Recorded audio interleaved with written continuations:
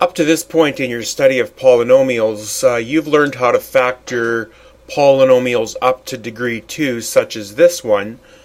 What we want to get to in this video is how to factor higher degree polynomials. So for example, x cubed plus that. And as you can imagine, that probably factors down into 3 linear factors. But before we get to that, let's just talk generally about the concept of a factor. And, with respect to numbers, if I say, for example, the factors of 6, we know 2 and 3 are factors of 6 because that essentially means when you divide those numbers into 6, they go evenly. In other words, you get a remainder of 0. And you can think of that as writing 6 equals 2 times 3 plus 0. And I'm writing it like that just to remind you how this connects to our division statement, which says that your dividend, or your polynomial, or the number you're talking about, is equal to your divisor multiplied by your quotient plus your remainder.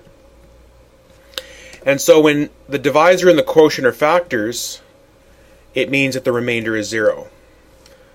So let's just explore that a little bit more. We already know from the last video that when we're dealing with polynomials, we can get the remainder when x minus a is divided into p of x through division, long division, and synthetic division if our divisor is of this form. But we can also get the remainder by evaluating p of a, substituting x equals a into our polynomial, and the value we get is the remainder. So let's just take this statement one step further. If we're saying a factor means that we must have a remainder of 0, then we can update this statement to say, and we're going to call this new statement the factor theorem, if something's a factor of something else, so specifically if x minus a is a factor of our polynomial p of x, then the remainder has to be 0 when the division happens. In other words, p of a must be 0. And if p of a equals 0, that means when we plug a in for x, we get 0. In other words, a is a root of the equation. A is a root of the equation, meaning plugging in a, you get out 0 from your polynomial. The reverse of this statement is also true. If the remainder is 0, or p of a is 0, if you find a value that you can plug into the polynomial to get 0, if a is a root, all of what I've just said is many ways of saying the same thing, then you know that your x minus a will be a factor of your polynomial. So let's use this result, the factor theorem, to factor this polynomial, which is a cubic, and again, likely this will factor into 3 linear factors. And over here on the right, we're being given a number of binomials to test as possible factors for this polynomial.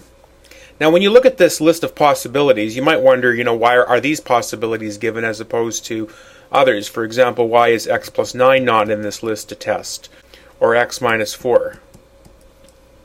Well, as you can probably imagine, if we're trying to factor this polynomial out, then the first term of each of these is going to need to be x, because after the multiplication happens, we know that the first terms are going to contribute to giving us the x cubed. And the numbers at the end, these constants, are going to contribute to giving us the negative 6. So it kind of makes sense that these numbers here, x minus or plus something, these numbers must be factors of negative 6. And so you'll see that the possibilities we're going to try are all binomials in which the a number, x minus a, is the form of our divisor, our binomials. A will need to be a factor of negative 6. Alright, so let's just start testing one step at a time. So I'm going to test x minus 1 to see if it's a factor. That's the a value of 1. Now I can do the testing through substitution. I can test to see if 1 is a root. In other words, if when I plug 1 in I get 0. So let's do that. So 1 plus 2 minus 5 minus 6, that comes out to be negative 8. And so since it doesn't come out to be 0, therefore x minus 1 is not a factor. Remember that by the remainder theorem, calculating p of 1 is calculating the remainder when x minus 1 is divided. And so since I don't get a remainder of 0, x minus 1 is not a factor. So that one's out. So let's go down now and test x plus 1, in which a would be negative 1. And so plugging negative 1 into my polynomial to see if it's a root. Negative 1 cubed is negative 1. Negative 1 squared is 1 times 2. This is plus 5 minus 6. So it's 1 plus 5 is 6 minus 6 is 0. And so since p of negative 1 is 0, which means the remainder is 0 when we divide by x plus 1, therefore we know that x plus 1 is a factor. So we have found one factor of our polynomial. Likely it breaks down to 3 linear factors, and we have found one of them so far. And so we could continue this process to test the rest of these factors. But what I'm going to do instead is I'm going to go back to this, x plus 1, and instead of testing it to be a factor through substitution, I'm going to use synthetic division, because there's an advantage to using synthetic division. So I put my coefficients down for my polynomial, 1, 2, negative 5, and negative 6. Leave a line, draw a line, and bring down the 1. 1 times the number in the box is negative 1, add 1. 1 times the number in the box is negative 1, add. Repeat the process, and of course I get remainder of 0 because this is the same as up here. But the advantage is, and maybe you can see it before I say it, not only do I know that x plus 1 is a factor, but I know my quotient, which is another factor. X 1 power less squared plus x minus 6. So this is my divisor times my quotient. There's no remainder, which means these are both factors, and that gives me my original polynomial. And now I can factor this quotient down using methods I already know, because I know how to factor second degree polynomials if they factor, and this one does. Two numbers multiplied to negative 6 add to 1 would be x plus 3 and x minus 2. And so I have my polynomial factored. You'll notice that these two factors were in my list of possibilities up here. That one worked, and that one worked. So we're going to do another example with a higher degree polynomial. And again, the first step is to take factors of your constant term of your polynomial to identify possible binomials to test for factors. Take factors of the constant term, and that property is what we call the integral root theorem, which says that if x minus a is a factor of the polynomial, then a is a factor of the constant term of your polynomial. Okay, we want to factor this polynomial of 4th degree, so good chance that it breaks down to 4 linear factors, but that's not guaranteed. Okay, we're going to need to get at least one to get started, as we did with the last one.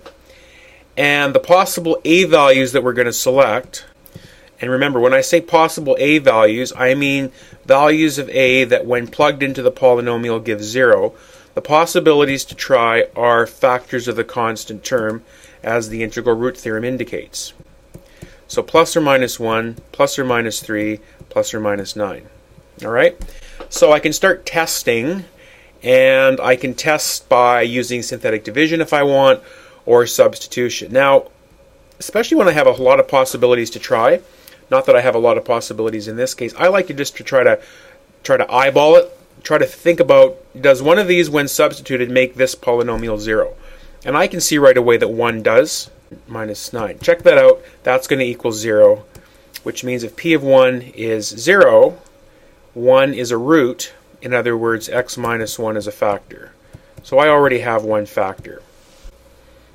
So trying to eyeball which one of these works as a starting point, which one of these produces 0, is a good way to start. Another thing you could do is, if you have a calculator accessible, then you can enter your polynomial as a function of y, and since we're looking for when p of a is 0, you can look for the x-intercepts on your graph. So let me just type in this polynomial. So I have y equals the 4th degree polynomial entered, and remember, just before I bring it up, I'm expecting the graph to have a shape somewhat like this. It's got a positive leading coefficient, 4th degree. It might cross the x-axis at most 4 times. So I'm looking for that shape. And I'm looking specifically, as we said, for where y is 0, because we want p of a to be 0. And here comes the graph. You'll notice that it crosses the x-axis at -3, 1, and 3. So that's helpful because it helps narrow down which of these possibilities work. So we could have chosen any of those values for getting started. So I'm now going to revert to synthetic division. I know that 1 works. And we're doing synthetic division because what we're going to get is the quotient out of this, which will provide further factors. Bring down the 1, 1 times the number in the box, add, multiply the number in the box, add, multiply -9, add, 9 times 1 is 9, and of course I'm getting 0 because the remainder we know is 0. And so what do I have for factors at the moment? I have x minus 1, and I have the quotient as x cubed minus x squared minus 9x plus 9.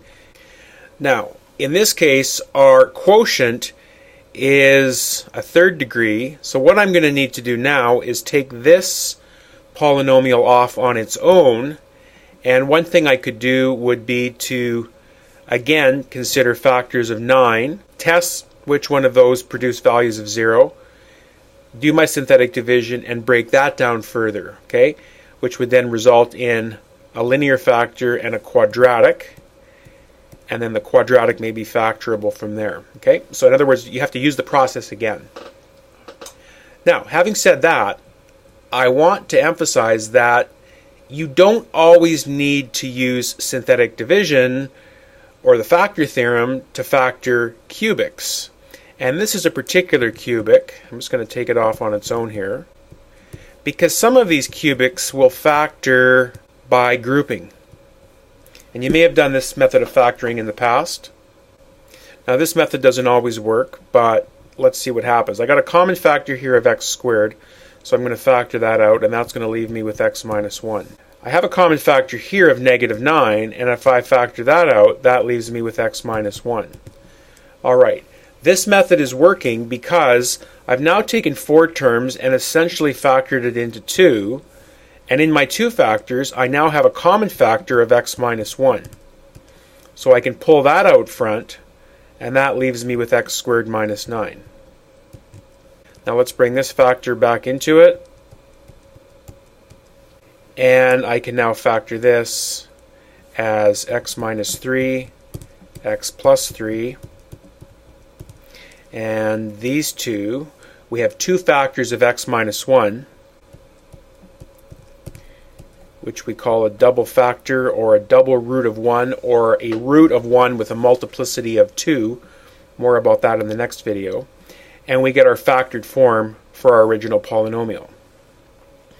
Now, just in terms of how this answer relates to our graph, you'll notice that our graph, remember, had crossed at 1, which was why we chose it for our synthetic division. We could have chosen 3, but notice x minus 3 shows up as a factor. -3, x minus -3, x plus 3 shows up as a factor. Now what about this x minus 1 occurring twice? Notice that the graph does cross at 1. Well, it doesn't actually cross. It comes up and it touches at 1. X equals 1, y is 0, and then it goes back down. And that's typically what happens when you have a double factor, a double root of 1, or a root of multiplicity 2, as we say, is that the graph comes up, touches, and then goes back down. Whereas on the other ones, multiplicity of 1, we say, then the graph just goes straight through at 3 and at -3.